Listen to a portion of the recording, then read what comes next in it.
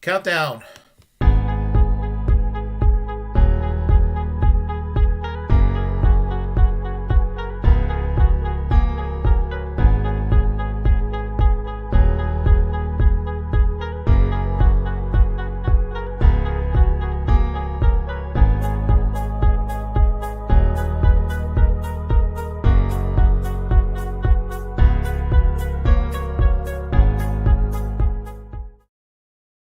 Hello, welcome to the Willie Bragg Show, where I talk about a lot about politics, and these are very unsettling times, indeed. Um, I remember, well, I don't remember because I was not alive during the Cuban Missile Crisis, but I imagine this is what the Cuban Missile Crisis was kind of like, what's going on between Ukraine and Russia right now, and the United States getting its big fat nose involved. Well, while you would think that people have learned their lessons from U.S. intervention abroad, some people who were apologetic during the Bush-Cheney years for all the foreign policy bullshit, failed, fucked up ventures of Bush and Cheney, is arguing for that very policy again. A lot of people say that insanity is the repeat of, where does it go? Insanity is something you repeat over and over again, expecting different results. Well, that's being advocated, of course, by Ben Shapiro. I'm going to play you the Ben Shapiro video, and I shall comment in a few moments. Hold tight. All of our enemies see that this president is a weakling, and so they've moved. And Putin is moving. So here is Joe Biden yesterday saying that he guesses that probably Putin will move into Ukraine. I mean, why not? He probably has to, says Joe Biden. I'm not so sure he is certain what he's going to do. My guess is he will move in. He has to do something. He has to do something. And now later, Biden tries to back off. Well, maybe, we don't know yet. Maybe he'll do something, maybe he won't do something. But he has to do something. My guess is he will move. Why not just give him the green light? Okay, it gets worse. It gets worse. So Joe Biden is trying to explain that there will be consequences if Vladimir Putin goes into Ukraine. But he says that if Vladimir Putin does not go full bore into Ukraine, like he doesn't march into Kiev, if it's just the tip, then it's fine. Just the tip isn't really an invasion. It's kind of a minor incursion. It's like a minor incursion, like Bill Clinton and Monica Lewinsky, minor incursion. Here is Joe Biden. I mentioned April Glaspie before, the Undersecretary of State in the Middle East during the H.W. Bush administration, who suggested that the United States might not do anything if Iraq invaded Kuwait. And there's controversy over whether she basically precipitated the Iraq invasion or not. If Vladimir Putin invades Ukraine, you can attribute it to this comment above all others. This is the President of the United States in a full public press conference saying that as long as Vladimir Putin only commits a minor incursion, there might not be consequences. Here was Joe Biden yesterday. I think what you're going to see is that Russia will be held accountable if it invades, and it depends on what it does. It's one thing if it's a minor incursion and then we end up having to fight about what to do and not do, etc. It's one thing if it's a minor incursion. It's one thing if it's a minor incursion. Why not just welcome it, just open the gate, man. And by the way, according to CNN, the entire government of Ukraine is now in a state of full-scale meltdown panic. Because that is Joe Biden just offering Ukraine up on a platter. Because Vladimir Putin is going to say, well, what if it's not a minor incursion? First of all, there's no such thing as a minor incursion on American territory. If Mexico just walked across the southern border of the United States and took over some of the border counties of Texas, but they didn't take all of Texas, just like a little bit, would we consider that a minor? Like, in what circumstances is it considered a minor incursion for any country to cross the sovereign border of another country militarily? How does that even work? How is that a minor, that's crazy towns, what he is saying. Sudetenland, minor incursion.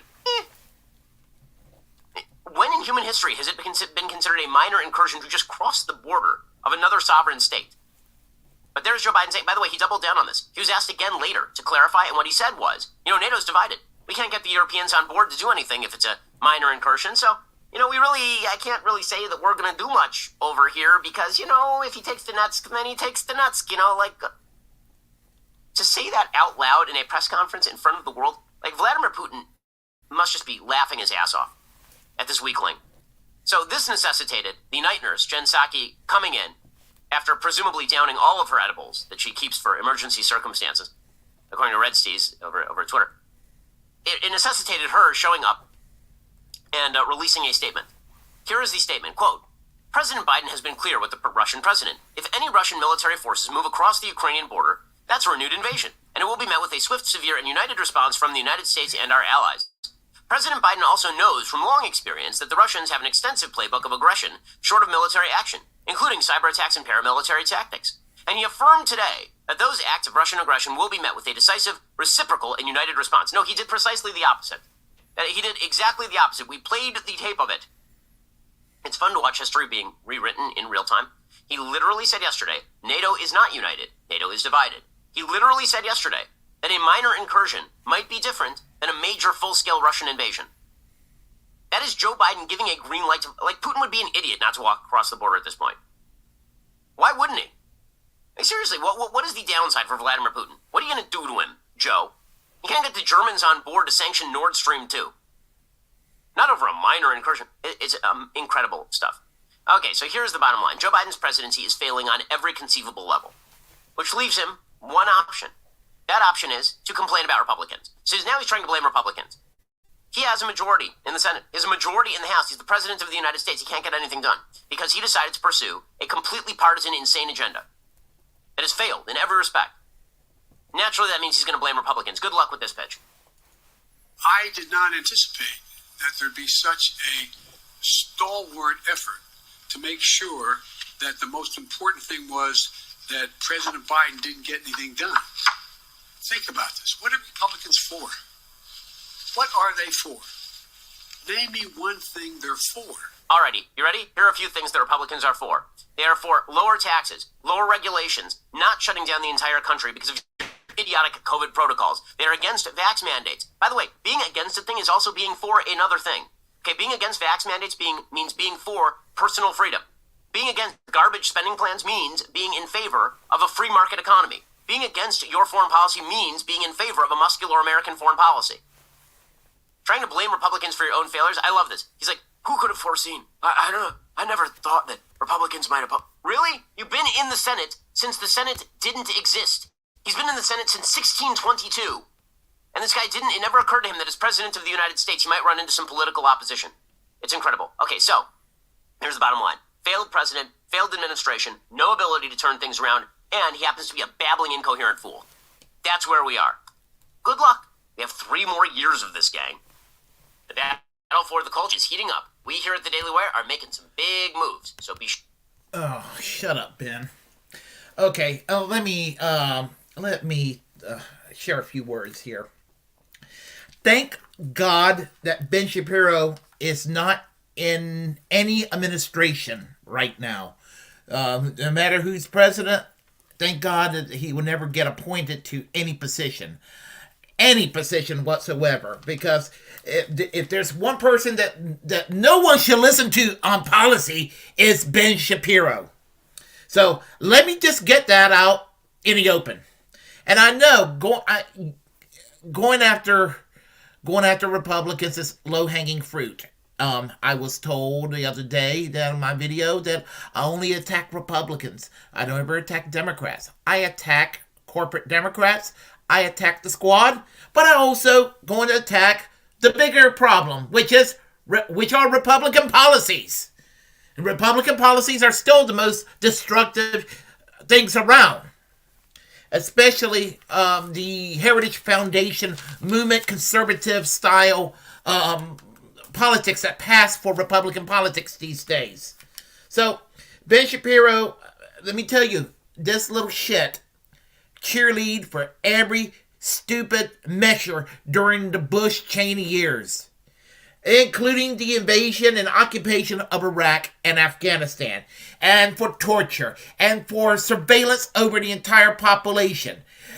Ben Shapiro was the biggest apologist for the bullshit that we had to go through from January 2001 to January 2009.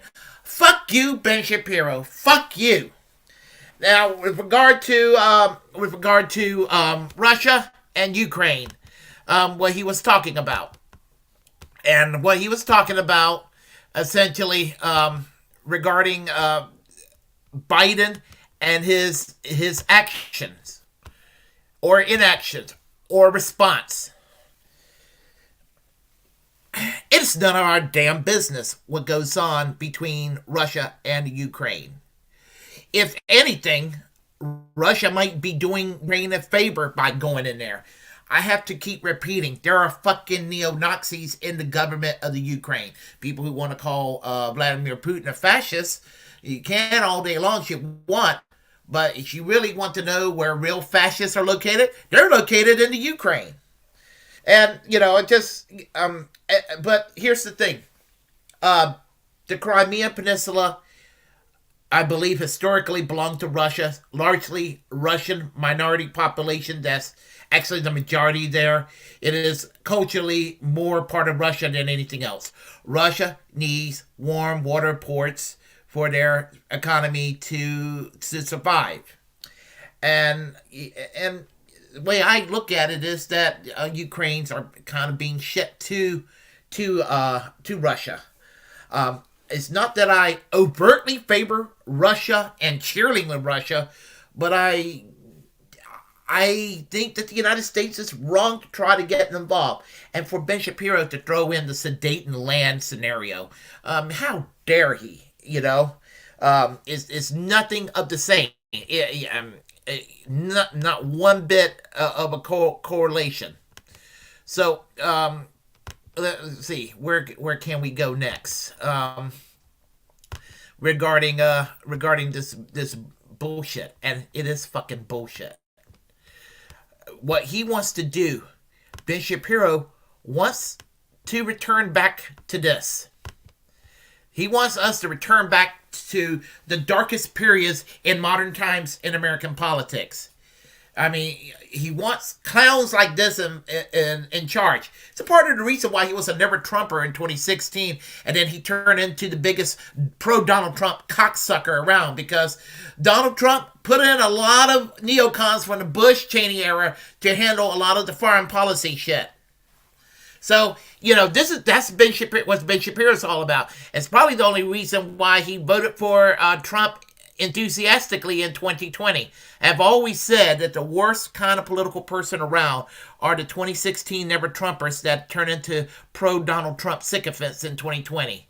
They are worse than people who were supporting Trump from day one. They're worse. They're just worse than big-time pro-Trumpers in 2016 who were lukewarm or even turned against Trump. The worst people around politically that has any influence around today are 2016 never-Trumpers who turned into pro-Trump sycophants in 2020. They are the worst people around because he was doing shit that they thought he wouldn't do, and they were happy that he was doing it. So basically, it was a repeat, rinse and repeat of the same Bush-Cheney era garbage that we had to go through from 2001 to 2009. And I will argue that Bush-Cheney doctrine continued from 2009 to January 2017. Obama was not much better. So anybody who wants to say that I'm a partisan hack and I just criticize Republicans, there you go. I'm also criticizing Democrats too. Fuck Bush and Cheney. Fuck Obama. Fuck Donald Trump. And yeah, let's go Brandon too, but from the left. So anyway, regarding as I said, all this that's going on, as I said, Ben Shapiro wants to repeat himself. And the only thing about Trump that was different from Bush, even in spite of putting neocons in his administration, Trump was slightly less trigger happy than previous presidents. And that is maybe to his credit. So how sad is it? I hope Ben Shapiro hears what I'm about to say. Hey, Ben, it sounds like you got a lot in common with Hillary Clinton, because Hillary Clinton would have definitely done a foreign policy to your liking. She was also paranoid about Russia. it's nice to know that you like to keep company with Hillary Clinton, at least on that question. So, you Kool-Aid drinking right wing neocon motherfucker. Let's see here. Let's see. And and again, not am I just beating up on the right and corporate Democrats.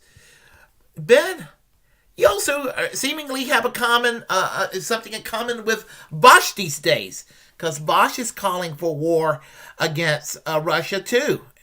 And he's doing it in his own way. I mean, and I actually tried to be open-minded about Bosch, but it's turning more and more that he wants to become the modern-day State Department socialist out there. And my warning to Bosch is you keep on doing what you're doing, you're going to turn into Ben Shapiro in 15 or 20 years. I hope that you listen to these words, because you need to listen to these words, because there is a danger. And I'm sure somebody's going to offer some money to him one of these days. I do not think that Bosch is a CIA plant, or anything like that. But, he's being kind of a useful idiot when he's starting to sound more like Ben Shapiro on foreign policy these days. And that's something to be concerned about. It really is. So, anyway, we have a chat line here. Ben L. Let me go ahead and flash that over there. Yes, true. Willie, neocons who realized Trump was a neocon in the veneer of populism. And that's really what happened. There was a few times during his presidency where he decided not to be trigger happy. And, and it caused a problem between him and people like John Bolton. The guy with the mushroom cloud mustache. But he was still doing some neocon shit, like bullying Venezuela around and all of that. So let's see here. We had Dirtbag Leftist. Bosch is kind of like a left version of Ben. Yeah, I'm starting to realize that in the last few, like the last months or so, some of his foreign policy positions are very cringe. I mean, and I just, and they dare say that people like, there are people out there saying that people like the gray zone types and Abby Martin and Jimmy Dore and all of these folks are all a bunch of tankies and all of that, and they're really right wing in their own way. No, I mean, when you're sitting there echoing and basically spitting out Bush-Cheney talking points. And Vosh is probably the kind of person that would criticize Tulsi Gabbard and call her a right winger all along. But how is Bosch being any different in that regard from Tulsi Gabbard? I actually think that Tulsi Gabbard is more redeemable than Bosch at this point. But that's where I stand. So yeah, he's becoming more like a left version of Ben. I would say that at one time I would have said David Pakman would have been a left-wing version of Ben Shapiro, and that's being charitable to Ben Shapiro saying that. I have some problems with David Pakman too. I mean, he's a bit too much of a boutique lefty these days, and he tends to suffer a little bit too much from the Trump derangement syndrome. There are valid reasons to shit on Donald Trump. There are valid reasons to criticize him.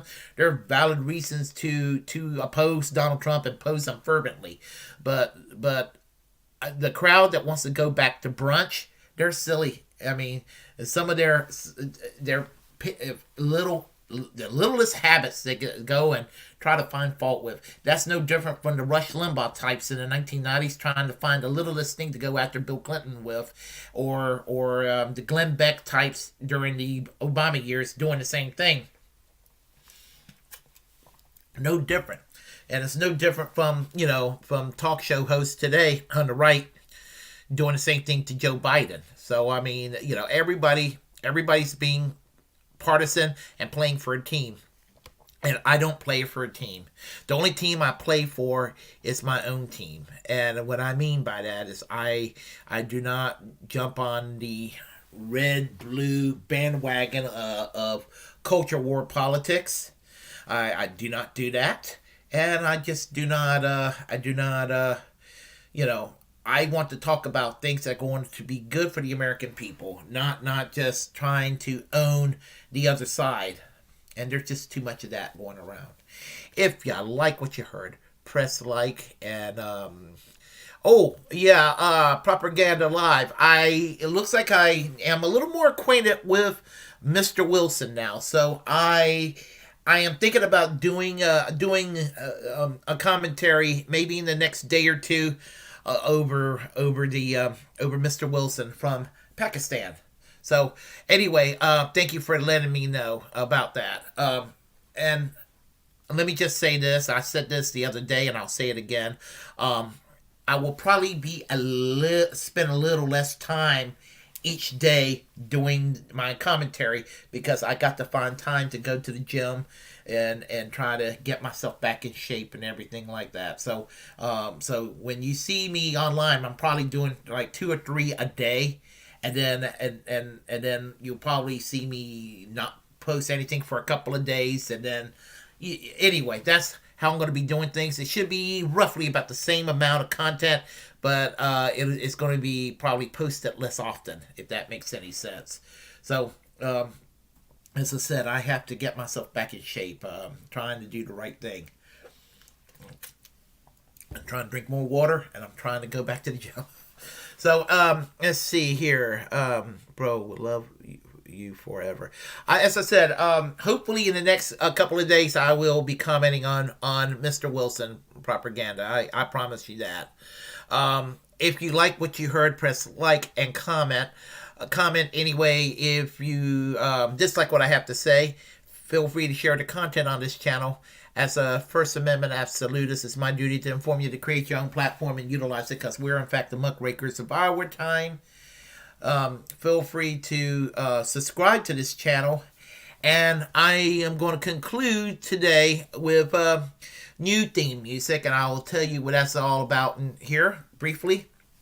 My friend Sherry Costrin, she's been involved with music over the years, and this is going back to the early 80s, I think 1981, 1982, when she was in a band called Pregnant Men. And the name of the song is Five Latin Girls. And so anyway, just wanted to go and kind of change things around musically here, just to make things interesting. And Pregnant Men were it looks like they were from Mississippi, and they were like a new wave post-punk band for that time period. So anyway, until next time, keep that red flag flying, keep the class struggle going, and free Julian Assange, of course. So anyhow, here we go. And I'm going to remove that echo out of the way. All right. Y'all take it easy.